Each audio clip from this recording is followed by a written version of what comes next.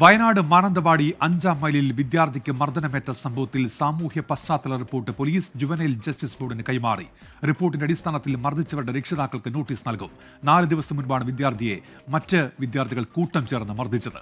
സുർജിത്ത് അയ്യപ്പത്തുണ്ട് വിവരങ്ങളുമായി. ഇപ്പോൾ വയനാട്ടിൽ നിന്നും സുർജിത്ത്, വിവരങ്ങൾ എന്തൊക്കെയാണ്?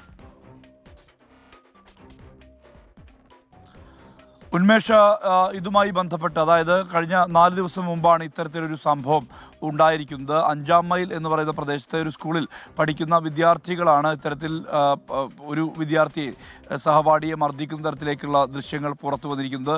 ഒരു ടെക്സ്റ്റൈൽ ഷോപ്പിൻ്റെ സമീപത്തുള്ള ആ കെട്ടിടത്തിന് മുകളിലേക്ക് കൊണ്ടുപോയ ശേഷം മർദ്ദിക്കുകയായിരുന്നു. മർദ്ദനത്തിന് ശേഷം ആ ദൃശ്യങ്ങൾ പുറത്തു വന്നു.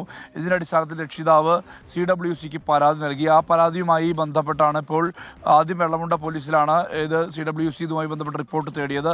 പക്ഷേ ഇത് വെള്ളമുണ്ട സ്റ്റേഷൻ പരിധിയായിരുന്നില്ല, പനമരം സ്റ്റേഷൻ പരിധിയായിരുന്നു. പനമരത്തേക്ക് കൈമാറി. അതുമായി ബന്ധപ്പെട്ട് ഇപ്പോൾ ഇവരുടെ സാമൂഹ്യ പശ്ചാത്തല report Panamaram police juvenile justice ബോർഡിന് ഇതിനകം തന്നെ കൈമാറിയിട്ടുണ്ട്. ഇതിൽ 5 പേരാണ് ഈ കൃത്യത്തിൽ ഉൾപ്പെട്ടിട്ടുള്ളത്. അതായത് ഈ കുട്ടിയെ മർദ്ദിക്കുകയും ഒപ്പം തന്നെ അതിൽ ഏറ്റവും പ്രധാനപ്പെട്ട കാര്യം അതിൽ ദൃശ്യങ്ങൾ എടുക്കാൻ ഉൾപ്പെടെ ആഹ്വാനം ചെയ്യുന്നുണ്ട്, മുഖത്തടിക്കാനും അതിൽ ആഹ്വാനം ചെയ്യുന്നുള്ളതാണ് ഏറ്റവും ഗൗരവതരമായ കാര്യം. ഇതുമായി ബന്ധപ്പെട്ട് ഇപ്പോൾ ഈ ജുവനൈൽ ജസ്റ്റിസ് ബോർഡിന് റിപ്പോർട്ട് കൈമാറിയിട്ടുണ്ട്. ഇനി രക്ഷിതാക്കൾക്ക് നോട്ടീസ് അയക്കുക എന്നുള്ളതാണ് നിയമപരമായ രീതി. ആ രീതിയിലേക്ക് കടക്കാനുള്ള നീക്കം ജുവനൈൽ ജസ്റ്റിസ് ബോർഡിന്റെ ഭാഗത്തു നിന്നും ഉണ്ടാകുമെന്നുള്ളതാണ് നമുക്ക് ലഭ്യമാകുന്ന വിവരം. സ്കൂളുമായി ബന്ധപ്പെട്ട് ഉണ്ടായിട്ടുള്ള ചില തർക്കങ്ങളാണ് ഇത്തരത്തിൽ ഒരു മർദ്ദനത്തിന്റെ അവസ്ഥയിലേക്ക് എത്തുകയും ഒപ്പം തന്നെ ദൃശ്യങ്ങൾ പകർത്താനും കാരണമായത് എന്നുള്ളതാണ് പോലീസ് പറയുന്നത്. ഉന്മേഷ്.